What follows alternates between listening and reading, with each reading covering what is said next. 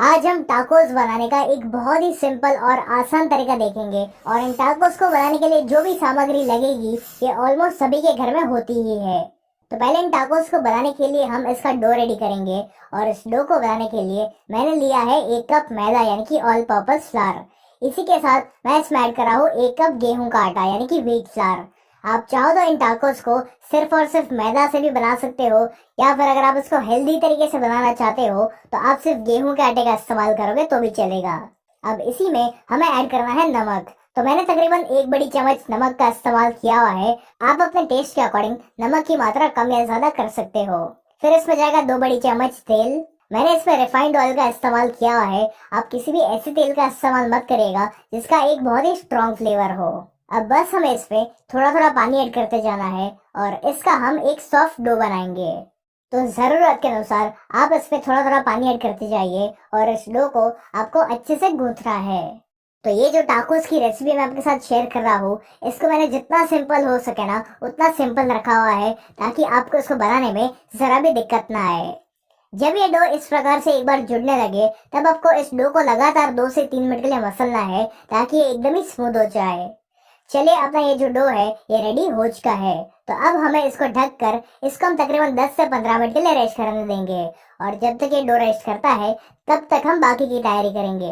तो अब एक पैन में आपको लेना है 2 से 3 बड़ी चम्मच तेल और तेल जब अच्छे से गर्म हो जाए उसके बाद हमें इसमें ऐड करना है एक प्याज और इस प्याज को मैंने लंबा लंबा कट कर लिया था। अब इस प्याज को हमें तब तक फ्राई करना है जब तक ये थोड़ा सा ब्राउन नहीं हो जाता। आप चाहो तो इसमें इस समय पर बिल्कुल थोड़ा सा नमक डाल सकते हो ताकि जो प्याज है ये फटाफट से ब्राउन हो जाए। इस तरह से प्याज को फ्राई करने से इसका जो फ्लेवर है ना वो और बेहतर हो जाता है। चलिए अब ये जो प्याज है ये ब्राउन हो चुका है। तो अब हम क्या करेंगे कि इस पैन में से इस प्याज को बाहर निकाल लेंगे और जो एक्स्ट्रा ऑयल बचा हुआ है उसको आप साइड पर निकाल लीजिए या फिर इसी पैन में आप रख सकते हो, क्योंकि वैसे भी हमें थोड़ी देर के बाद इसमें रोटी वगैरह सेकनी है। अब आपको लेने हैं 4 से 5 उबले हुए आलू और इन आलूओं को हमें पहले ग्रेट करना है। आलू को हम ग्रेट इसलिए कर रहे हैं ताकि इसमें आलू के कोई भी बड़े बड़े टुकड़े ना रह जाए। चलिए मैंने सभी आलूओं को ग्रेट कर लिया है। तो अब जो प्याज को हमने फ्राई करके रखा हुआ था वो हमें इसमें ऐड करना है। अब इसी के साथ मैं इसमें ऐड कर रहा हूँ 1 बड़ी चम्मच चिली फ्लेक्स। यदि आपके पास चिली फ्लेक्स ना हो तो आप लाल मिर्च पाउडर का इस्तेमाल कर सकते हो, या फिर यदि आपको चिली फ्लेक्स घर पर बनानी है तो आप थोड़ी सी सूखी लाल मिर्च लीजिए और उनको मिक्सी में डाल के ग्राइंड कर लीजिए और आपकी जो चिली फ्लेक्स है वो रेडी हो जाएगी। चिली फ्लेक्स की मात्रा कितनी रखनी है ये आप अपने पसंद अनुसार कम या ज्यादा कर सकते हो। अब इसी के साथ मैं इसमें ऐड कर रहा हूँ आधा छोटी चम्मच काले मिर्च पाउडर यानी कि ब्लैक पेपर पाउडर। फिर इसमें एक चटपटा टेस्ट लाने के लिए मैं इसमें ऐड कर रहा हूँ 1/4 छोटी चम्मच चाट मसाला। चाट मसाला की जगह पर आप इसमें थोड़ा सा नींबू का रस भी डाल सकते हो। फिर मैं इसमें ऐड कर रहा हूँ स्वाद अनुसार नमक। तो मैंने 1 छोटी चम्मच नमक का इस्तेमाल किया हुआ है। एक बात का ध्यान रखें कि आपको इसमें बहुत सारा नमक नहीं डालना है क्योंकि हमने इसमें चाट मसाले का भी इस्तेमाल किया हुआ है। अब सबसे आखिर में हम इसमें ऐड करेंगे थोड़ा सा कोरिएंडर यानी कि धनिया और फिर इन सभी को हम एक बार मिक्स करेंगे। चलिए अपना ये जो स्टफिंग है ये भी रेडी हो चुका है और हमारे डो को भी रेस्ट किए हुए तकरीबन 10 से 15 मिनट हो चुकी है। तो इस डो को हम वापस 1 मिनट के लिए मसलेंगे और फिर आपको क्या करना है कि इस डो को आपको 2 बराबर बराबर हिस्सों में डिवाइड करना है और अब किसी भी एक फ्लैट सरफेस के ऊपर या फिर एक चकले के ऊपर आपको थोड़ा सा मैदा या फिर गेहूं का आटा छिड़कना है और इसके ऊपर इस डो को रखकर हमें इसे रोल करना है।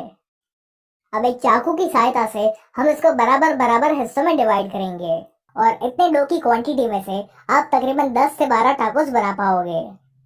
अब इस डो को हाथों में रखकर आपको इसको एक गोल शेप देना है और फिर एक चकले के ऊपर आपको वापस थोड़ा सा मैदा या फिर गेहूं का आटा छिड़कना है और इसके ऊपर हम इस बॉल को रखेंगे और इसको हमें इस मैदा या फिर गेहूं के आटे में अच्छे से डस्ट करना है।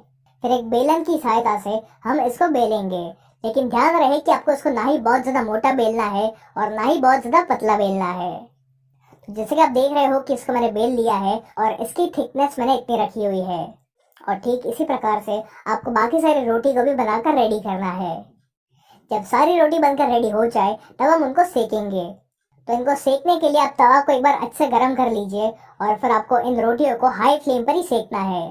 अभी फिलहाल आपको इस रोटी को पूरी तरीके से नहीं सेकना है, इनको बस हम कच्चा पक्का सेकेंगे क्योंकि इन रोटी को हम दूसरी बार भी सेकने वाले हैं। तो इसलिए इन रोटी को आप हाई फ्लेम पर इस तरह से पलट पलट कर फटाफट से सेक लीजिए। और इनको आपको तब तक सेकना है जब तक इस रोटी के ऊपर हल्के से बबल्स नहीं आ जाते। जैसे कि आप देख पा रहे हो कि ये जो रोटी है ये कच्ची पक्की सेक चुकी है, तब हम इसको बाहर निकाल लेंगे। और ठीक इसी प्रकार से आपको बाकी सारी रोटी को भी इसी तरह से कच्चा पक्का सेकना है। अब आपको क्या करना है कि इस रोटी के ऊपर आपको डालना है थोड़ा सा टोमेटो केचप। आप चाहो तो टोमेटो केचप की जगह पर रेड चिली सॉस या फिर शेजवान सॉस का भी इस्तेमाल कर सकते हो, या फिर अगर आपको मेयोनीज पसंद हो तो आप उसका भी इस्तेमाल करोगे तो भी चलेगा। अब इस टोमेटो केचप को हम इस रोटी के हर तरफ इवनली स्प्रेड करेंगे। अब जो आलू का हमारा स्टफिंग था उसको हमें इसकी एक साइड पर रखना है और इसको हम इवनली स्प्रेड कर लेते हैं। इस आलू के स्टफिंग को आपको रोटी की हर तरफ स्प्रेड नहीं करना है, इसको हम रोटी की सिर्फ एक तरफ ही स्प्रेड करेंगे। अब इस स्टफिंग के ऊपर हम ऐड करेंगे थोड़ा सा चीज। तो मैंने मोज़रेला चीज का इस्तेमाल किया हुआ है, आप चाहो तो प्रोसेस चीज का भी इस्तेमाल कर सकते हो। और चीज की मात्रा कितनी रखनी है ये भी आप अपने पसंद अनुसार कम या ज्यादा कर सकते हो। और बस इस रोटी को हम इस तरह से इसके ऊपर रख देंगे और इसका हम हल्का सा प्रेस भी कर लेना है ताकि इसमें चिपक जाए। चलिए अपना ये जो टाकोस है ये ऑलमोस्ट रेडी हो चुका है और इसी तरह से आपको बाकी सारे टाकोस को भी बनाकर रेडी करना है। तो जब आपके घर पर गेस्ट वगैरह आ रहे हो तो आप इन टाकोस को इस तरह से रेडी रख सकते हो और बस फिर आपको एंड टाइम पर उसको सेकना है और सर्व करना है।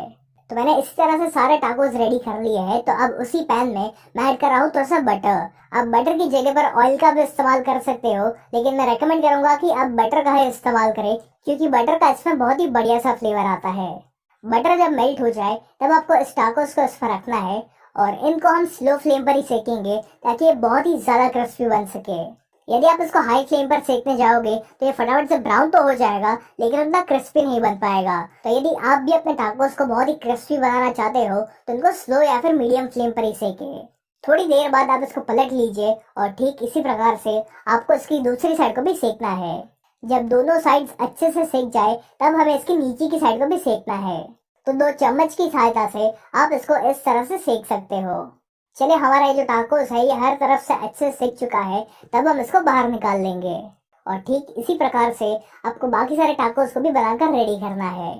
तो ये जो टाकोस है ये दिखने में जितना सुंदर लगता है उससे कई ज्यादा ये बनाने में आसान है और खाने में क्रिस्पी होने के साथ साथ ये बहुत ही टेस्टी बनता है।